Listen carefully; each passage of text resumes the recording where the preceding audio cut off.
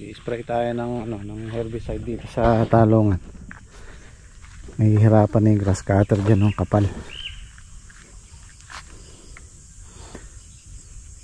Yun doon sa kabila, si Patrick ang nag-spray, dito naman si Enyo.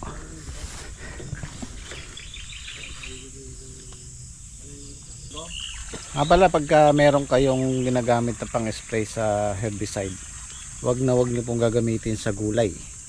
Kailangan nakabukod yung sprayer natin sa pang herbicide kaysa dun sa pang gulay. Kahit banlawan po natin, hindi pa rin safe. Minsan na nakakalimutan, delikado yung mga tanim. Ayan, para sa herbicide lang po yung mano-mano na yan.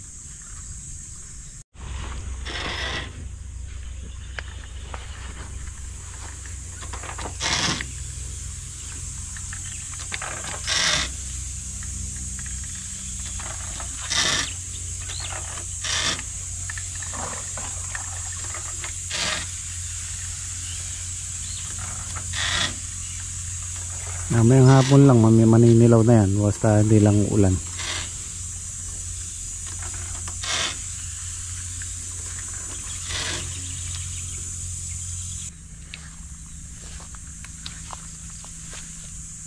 Ayan po, tinatanggal po natin yung mga magugulang saka yung mga sira para po maging basar na naman po yung kanilang magiging bunga.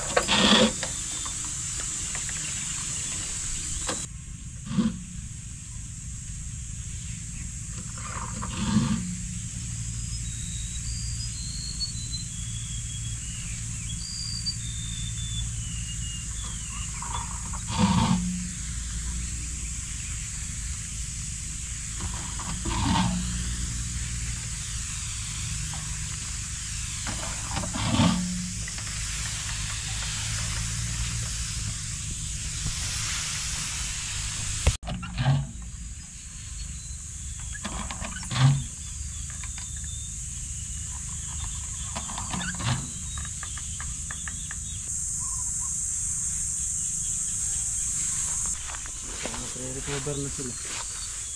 Medyo maganda na yung mga bunga. Mga bagong bunga ngayon. Katulad niya rin. Mamalit na yan. Sana magtuloy siya.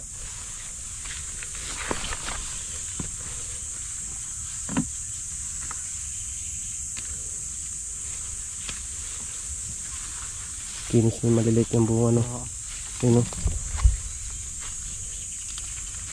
Oh. Tsaka yung tampok green na. Kulay green na, no?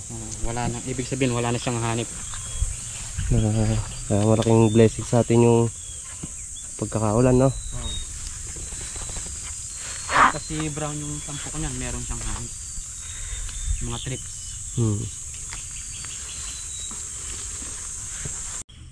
Ayan, pasensya na po kayo sa talong kung medyo madamo.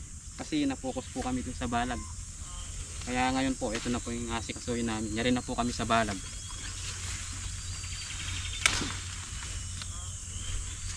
Tayong bulaklak, no, Trek?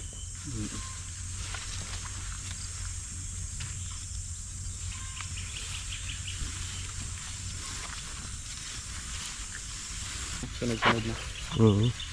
Magaganda ng bulas yan.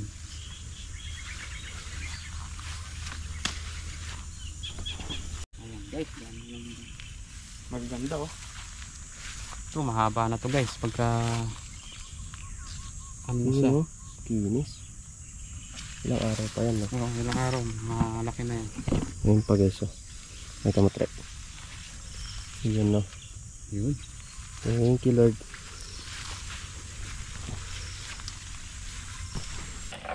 Lawanda ka, naking mate ko.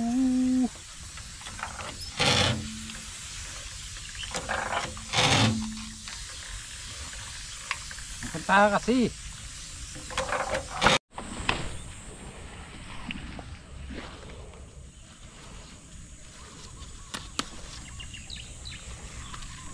Magpapabinyag yung pamangking ko.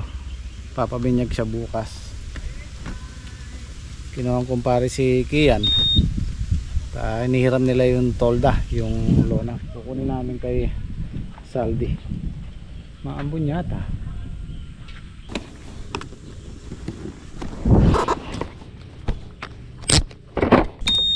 Napunta yung kila Saldi kasi nung nagpiesta sa kanila, hiniram niya. Sabi ko dun muna para hindi masyado naka-expose dito. Gagamitin natin dun sa binyagan.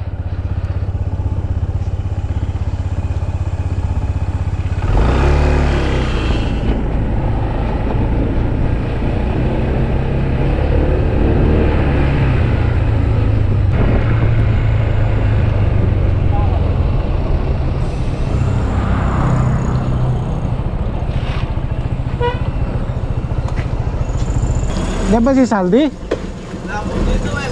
Mamaputok kay mama. Graduation ko kasi na Ivy. Wala yung ano dyan, yung tolda.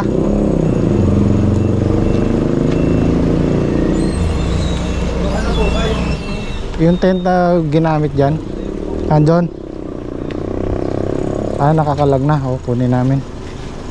Naku, babalaw ano. Wala ko.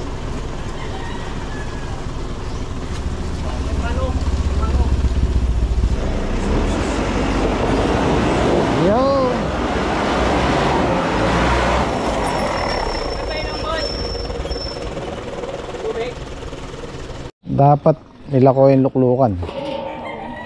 Maalis yung upuan para kumasya yung ano.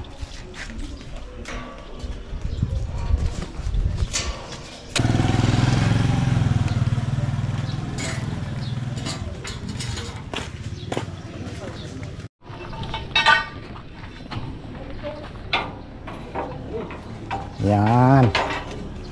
Okay.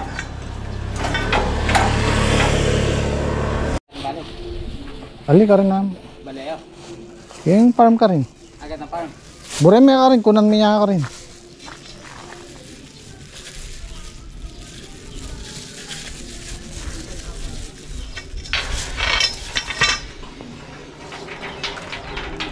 Basta kayari yo, kalagan niya, kabit may ka rin, kunang kaya ka rin. Anong lare no? Anam lare. Alay ka pare. Awaning meto. Ito.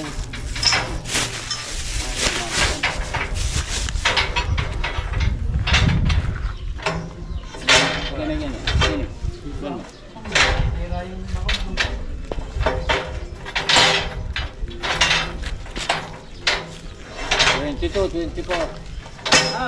22, 24. Tumama kayo.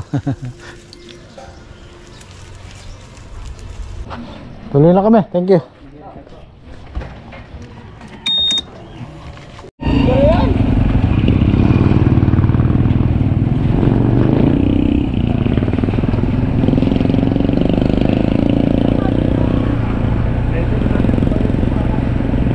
Barangay Santa Isabel. Ano to, yung tabing ilog, yung barangay na to. Kaya pag umaapaw ang ilog, tagbagyo, binabaha to itong buong barangay na to. Kaya kung mapapansin nyo dun sa may tulay, meron silang sign doon na nakalagay, mag-iingat, binabahang area.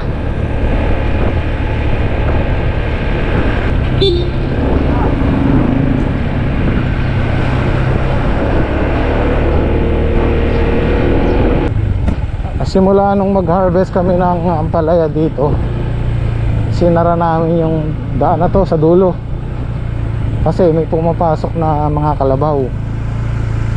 At wala na rin yung nag-arkila doon, meron silang sariling daan doon sa kabila, kaya sinara na namin to, hindi na namin binuksan. So ngayon exclusive na yan para sa atin, wala nang dumadaan dyan, kami na lang. At kung mapapansin nyo, wala na yung gas-gas dyan, madamo na.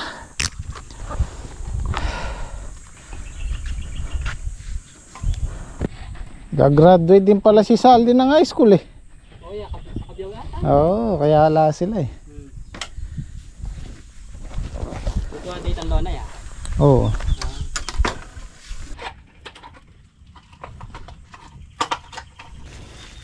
Shoutout sa mga nagsasaing pa rin sa kahoy.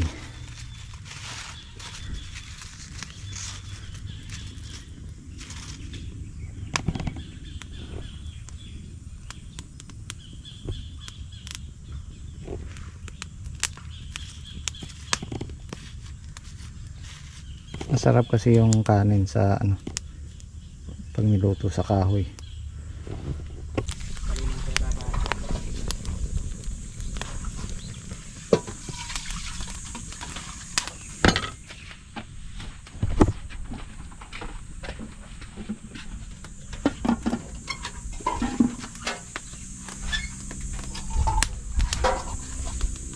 Prito mo muna to para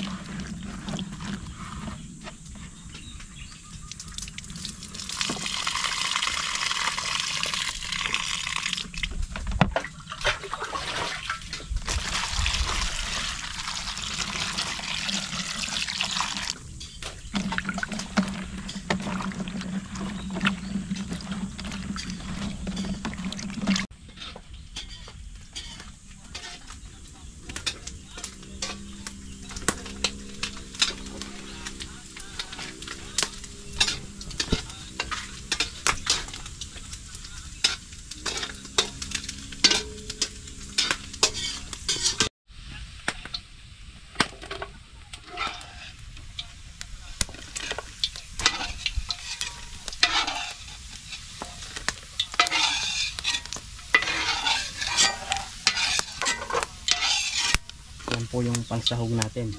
Sunod po natin isda. Yung cook po natin ngayon si Johnny. Sunod po natin isda. Johnny alias Pokwa. Ush. Okay, truck.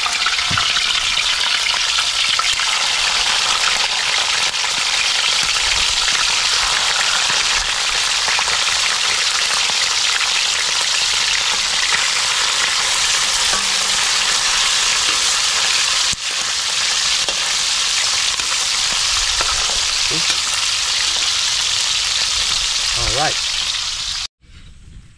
Yan, luto na po yung pirito.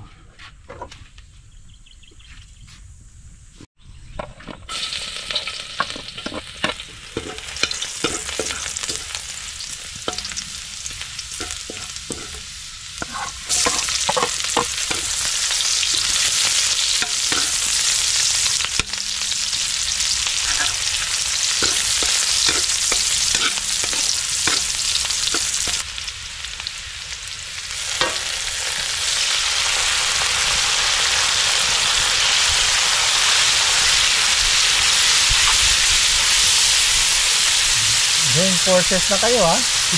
Ayan po, tulong-tulong po. Ah, masarap yan ha.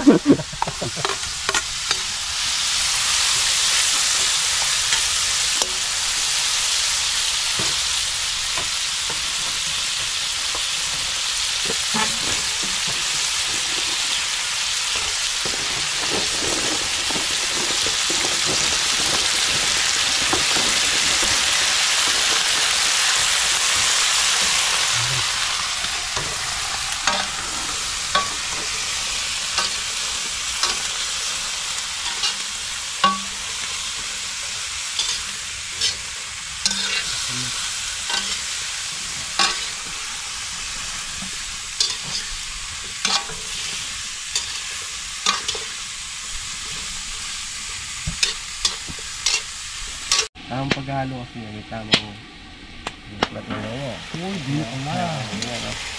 Primera. Dalawang klase kasi yung sa pagsayaw, dalawang klase ng ano yan, value.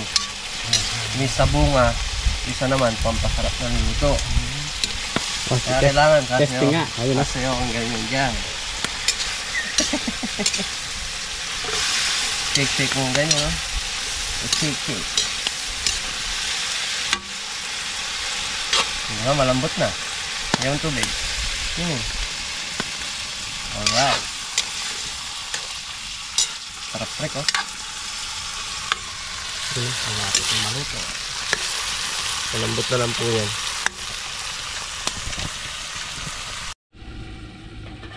Tingnan natin kung luto na. Ayan, oh. Ang bango-bango. Pwede na. Malambot na yung kalabasa. Okay, that's it. Yan, pwede na yan. Kakain na naman po tayo.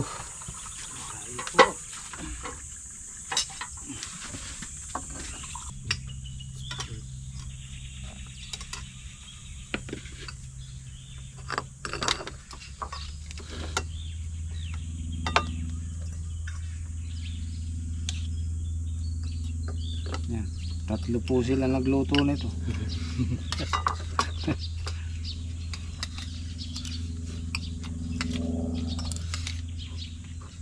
Sarap ah.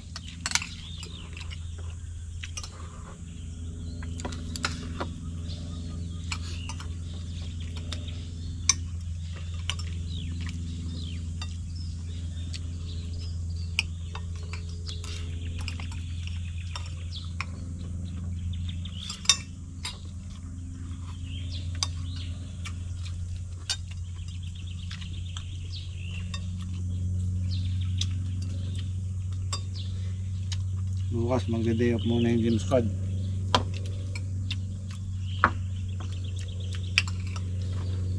Sabay pala birthday nung ano na. Nung nagpapabing yan. Ay, si Alvin. Isang taon. Ninong si yun. Sige yan. Nagkahanap po tayong bingo. Kami kung sinehin nyo, bali apo na namin yun.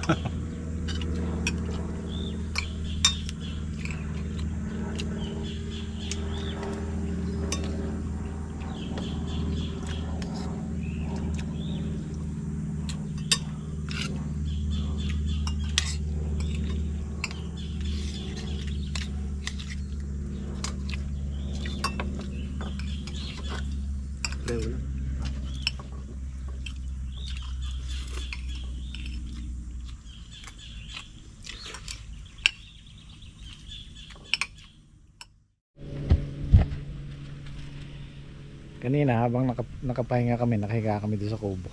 May biglang pumasok. Meron taong biglang pumasok.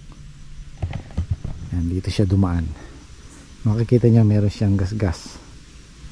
Parang daanan na talaga siya. Binakuran ni Patrick. Kasi ito nakapalibot ng ganyan, yung concrete post tsaka barbed wire. Buo, nakapalibot yan. So yung damo na tumutubo dyan, magiging harang na, hindi na namin inaalis. Pag may nakita kang malinis, may dumadaang tao. Ayan, nilagyan ni Patrick ng ano. Nagulat kami kasi kanina. Bigla na lang pumasok.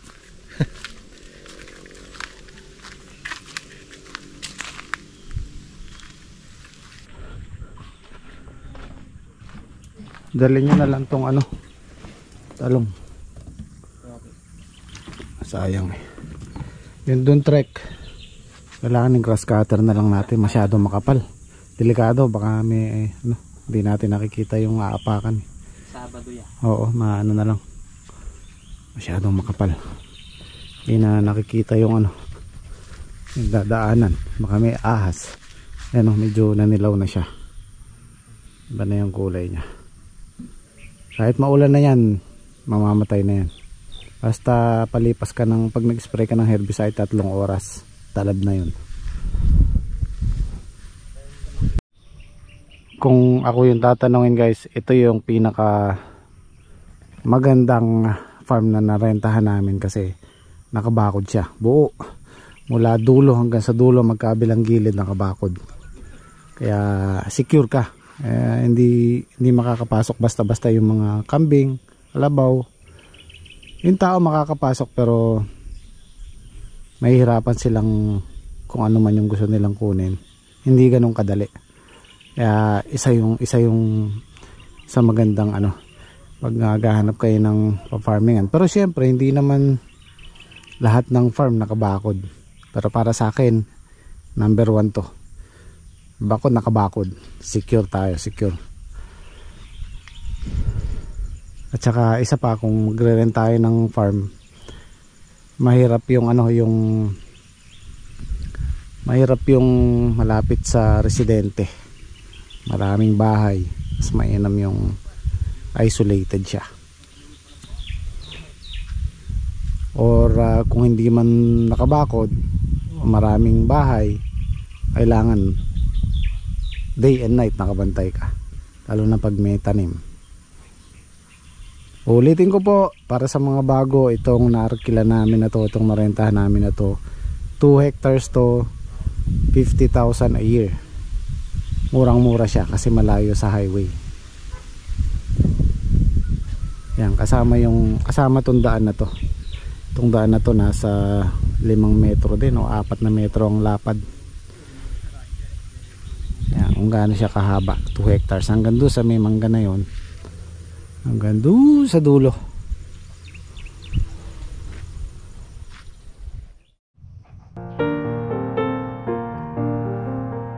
Simula na magkaisip ako, bukid ang natatandaan ko.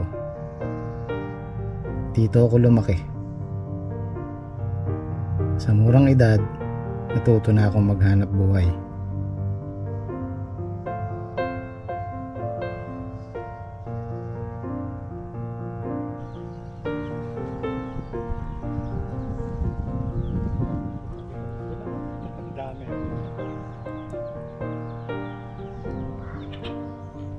Nasa lubong na ako.